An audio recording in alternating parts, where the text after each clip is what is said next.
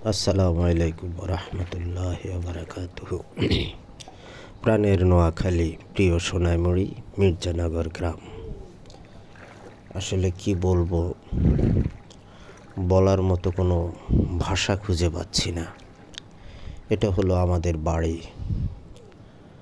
আমার বাচ্চা ছাড়া 5 জন, কেউ বেঁচে নেই। কিছুদিন পূর্ব আমাদের এই নিজের ভিটামাটির এই আমার এই বাম পাশে পুকুর, ডান পাশে আমাদের ঘর, ওই যে ভিতরে দেখা যাচ্ছে আমার এক জ্যাঠার বাড়ি, যেটা স্বপন ভাই, ভাবলু ভাইদের বাড়ি। আর বরাবর যেটা দেখা যাচ্ছে আমার এক চাস্তো ভাই নুরুল্লাহ ভাইয়ের বাড়ি।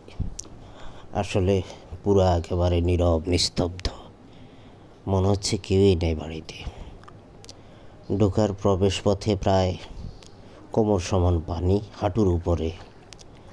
কিছু অংশ আছে একটু ব্যতিক্রম।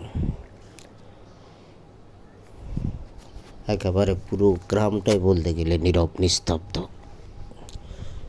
অনেকটা জনমানব শূন্যর মতোই।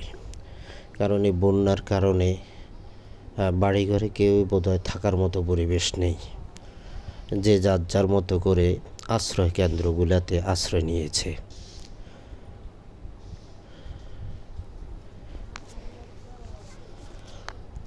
উঠোন, বাড়ি, পুকুর, খাল, রাস্তা, যা সব কিছু পানিতে এখন একাকার, এক সমান। আলাদা করে কিছু আর দেখার মতো নেই। আর আশেপাশে কোথাও কোনো মাটির অবস্থান দেখা যায় না, শুধু পানি আর পানি চতুর্দিকে। আসলে কখনোই ভাবিনি এমনটা, আর কেউ কখনো দেখেনি যে বন্যার পানির এই পরিস্থিতি কখনো হয়েছে। যে আল্লাহ তাআলা সবাইকে হেফাজত করুক। আসলে মানুষের অবর্ণনীয় দুঃখ দুর্দশা। আজ প্রায় 5 দিন আমি নোয়াখালীতে। আমি আমার সাধ্য অনুযায়ী যতটুকু সম্ভব চেষ্টা করতেছি, যা পারি। এই যে আমার বাগান পানিতে একেবারে সারা গাছ টিকবো না, যেন তেন অবস্থা। ফুয়াদ, মোজাম্মেল হক ফুয়াদ আমার বড় ছেলে। মেলা ফলস গাছ নষ্ট হইব।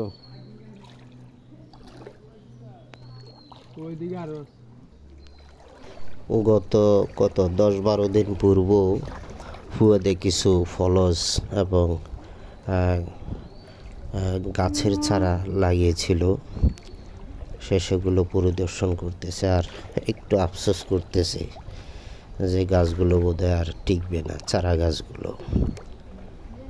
আসলে সবারই অবস্থা এমনই। আসলে আমি পুরো গ্রাম যেদিকেই গেলাম, প্রত্যেকটা বাড়িতে অবস্থা একই রকম, শুধু পানি আর পানি। মানে কি দেখলাম কিছুদিন পূর্বে আর এখন দেখেন প্রায় হাঁটুর উপরে পানি। এইভাবে তো মানুষ বাড়িঘরে থাকা কোনো মতেই সম্ভব না। তো যা দেখলাম, মানুষ আশ্রয় শিবিরগুলোতে বেশ গাদাগাদি করে অবস্থান করতেছে। মানুষের খাবারের সংকট, চিকিৎসা তো নেই বললেই চলে। সমস্ত ব্যবস্থাপত্র একেবারে ভেঙে পড়েছে। মানুষ যে কত কষ্টে আসলে দিনাপিতা করতেছে, মানে ঠিক বলে বোঝানোর মতো না। খাবারের সংকট, পরিস্থিতি, খাবার পানি খুবই করুণ অবস্থা। কারণ কোনো টিউবওয়েল কিন্তু পানির উপরে নেই। হাট বাজার, রান্না বাড়া কোনো কিছুই মানে স্বাস্থ্যকর অবস্থাটা বেশ বিঘ্নিত হচ্ছে, দুর্লভ। সর্বোপরি মানুষের জীবনযাপন বেশ কষ্টসাধ্য। যেদিকে আপনি তাকান, ডানে বামে চতুর্দিকে শুধু পানি আর পানি। এমত অবস্থায় মানুষের জীবনটা একেবারে দুর্বিষহ।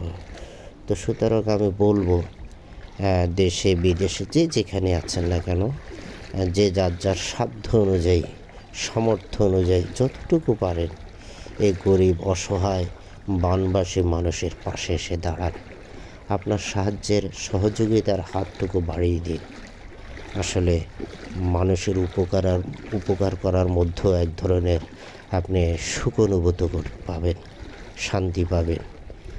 এই উপকার আমি করে আইছি যে একটা নোয়াখালী সুখ পাওয়া বুধবারে। যায় সেটা বলে বোঝানোর মতো নয়। না পানি উঠছে দিয়ে আইছি না, কিছু কাজকর্ম আছে এটি করিয়ে টুকটাক। তারা কি বাড়ি আসেন নাকি? না না না, আমরা বাপুর দুইজন আইছি, এলো বড় মেয়ে আর কি, এত হইলো 12 ছেলে।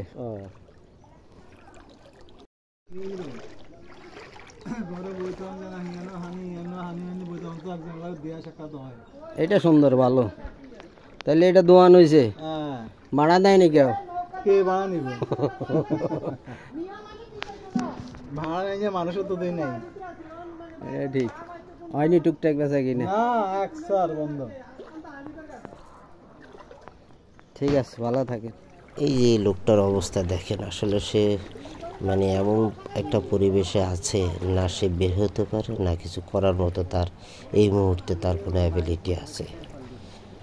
সুতরাং পরিস্থিতি আপনারা ইয়ো, অবলম্বন কবির করতে সাহেব। পারতেছেন যে কতটুকু অনিয়ন্ত্রিত ব্যবস্থাপনা। এই পাশে হলো আমাদের উত্তর মির্জানগর জামে মসজিদের অবস্থান, যা কর্মপরিধি কর্মযজ্ঞ চলমান নতুন ভবনে, কিন্তু এই বন্যার কারণে আপাতত কাজকর্ম সম্পূর্ণ স্থগিত। মসজিদ মোটামুটি নামাজ পড়ার বর্তমানে একেবারে অনুপযোগী, বন্যার পানিতে তলিয়ে গেছে মসজিদ, ওই উত্তর মির্জানগর জামে মসজিদ। তো সবাই দোয়া করবেন যে আল্লাহ তাআলা যেন পরিস্থিতি স্বাভাবিক করে দেন, তার বান্দাদেরকে তার গোলামি করার যে প্রক্রিয়া, নামাজ আদায় করার সুযোগ করে দিবেন আল্লাহ তাআলা। কাজীনগরে দিয়ে গেছে। সবাই দোয়া করবেন সবার জন্য, যাতে পরিস্থিতি স্বাভাবিক হয়, মানুষ তাদের স্বাভাবিক জীবনযাপনে ফিরে যেতে পারে। সেজন্য সবাই আল্লাহর দরবারে দোয়া করবেন, নামাজ পড়বেন।